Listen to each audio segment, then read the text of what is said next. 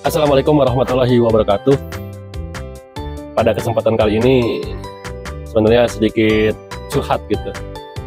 Sebagai pembina pramuka sangat bagaimana ya, mungkin terpukul gitu dengan kehadiran Permendikbudristek nomor 12 tahun 2024 mengatakan bahwasanya di situ pramuka wajib ada di sekolah tapi tidak wajib untuk siswanya. Nah, selama ini kita berdasar kepada Permendikbudristek yang lama, Permendikbudristek yang tahun 2014, di situ ekstrakurikuler pramuka dijadikan ekstrakurikuler yang wajib diikuti oleh seluruh siswa. Memang pada dasarnya Undang-Undang Nomor 10 Tahun 2012 Gerakan Pramuka itu diikutin oleh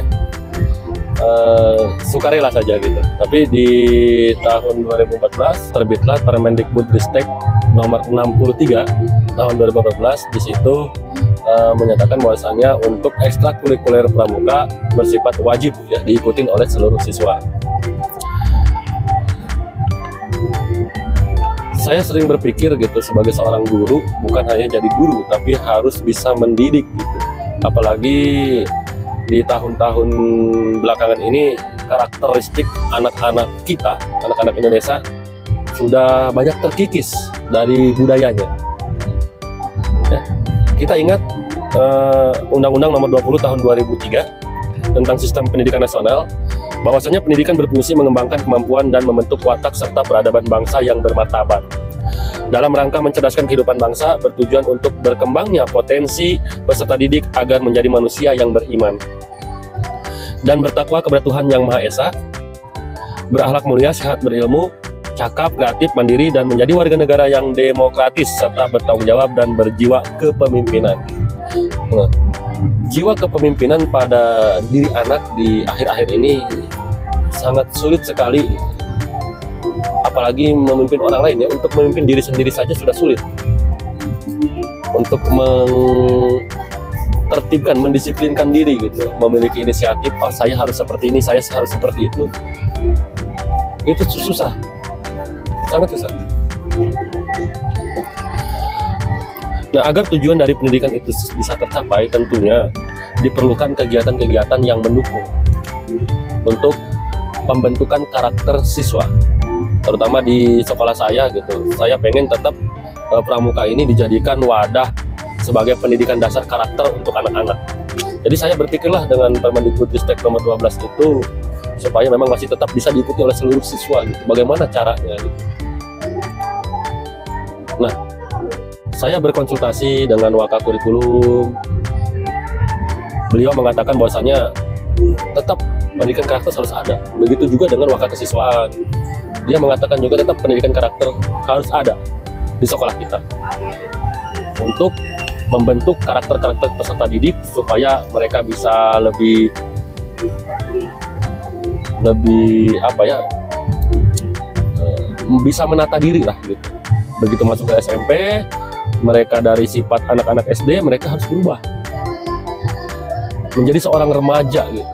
Tentu karakter-karakter yang ada di dalam anak SD dengan anak SMP akan berbeda jauh gitu. Jangan sampai ketika dia anak SMP masih menggunakan karakter-karakter anak SD.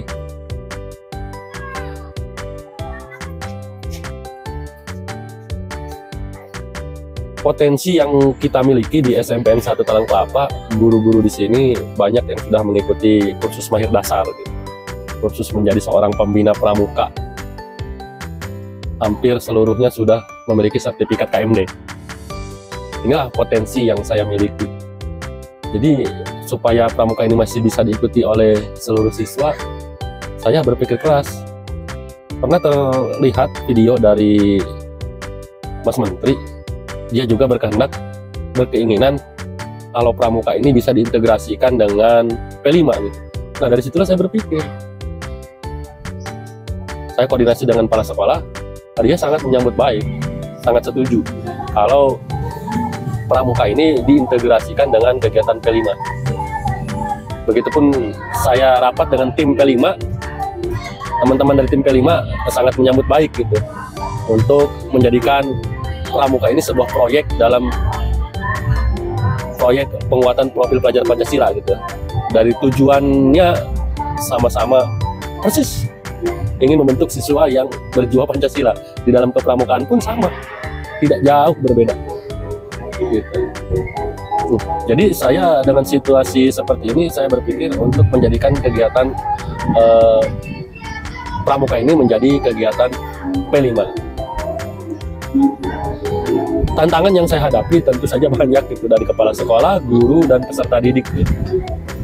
Mungkin dari kepala sekolah untuk strategi untuk menggunakan atau mengintegrasikan pramuka ke P5 ini masih khawatir beliau gitu. Terus guru-guru juga banyak yang bilang, aduh saya masih belum lihai gitu, belum paham dengan materi-materi kepramukaan gitu. Nah kalau dari anak-anak tentu saja kalau namanya kegiatan wajib itu banyak yang menolak gitu kan. Tapi semua itu harus dipaksakan supaya anak-anak punya karakter yang kita inginkan gitu. Untuk aksi sendiri saya pribadi sebagai koordinator membuat dan menyusun modul P5 dengan tema Bangunlah Jiwa dan Raganya, proyek kepramukaan,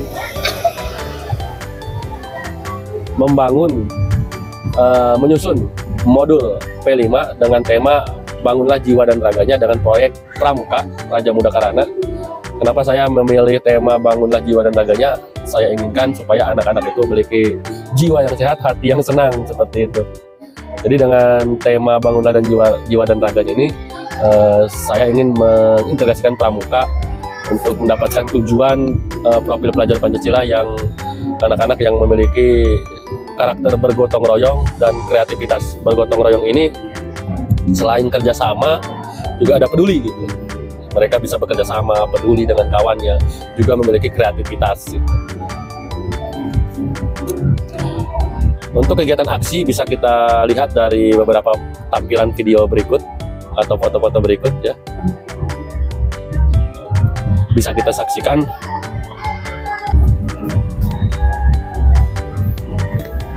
Refleksi dan dampak hasil yang kita telah laksanakan dalam P5 proyek penguatan profil pelajar Pancasila dengan proyek pramuka.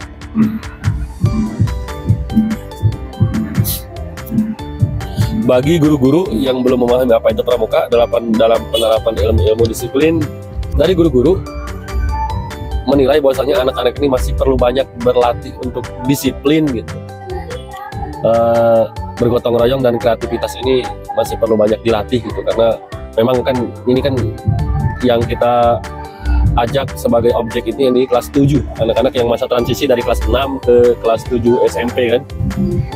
Tentu banyak sekali perubahan-perubahan karakter yang harus kita bina gitu. Kegiatan di alam terbuka ini perlu banyak sekali fasilitator ya untuk membantu peserta didik dalam mengerjakan tugas-tugas yang diberikan oleh koordinator proyek. Kemudian peralatan seadanya memacu gitu untuk anak bisa berkreativitas gitu. Jadi kita tidak mengeluhkan dengan peralatan kita yang sedikit gitu. Tapi itu dengan peralatan yang sedikit rupanya bisa memacu anak untuk berkreativitas. Nah, dampak yang kita hasilkan untuk peserta didik ini banyak sekali. Anak-anak peserta didik ini bisa memiliki motivasi yang lebih gitu. Lebih semangat lagi, walaupun memang hasil ilmunya pengetahuan sedikit, namun semangat, jiwa korsa, gotong royong, kebersamaan ini tumbuh di dalam kelompok-kelompok kecil atau disebut regu gitu. Tumbuh baik, sangat baik. Terus kegiatan jumpa tokoh sangat memotivasi sekali peserta didik untuk bisa menjadi orang-orang yang bisa lebih bermanfaat lagi untuk negara dan bangsa ini gitu. Terima kasih, itulah sedikit penyampaian dari integrasi pramuka dan proyek P5 yang kita terapkan di SMPN 1 Tangkelapa. Terima kasih. Wassalamualaikum warahmatullahi wabarakatuh.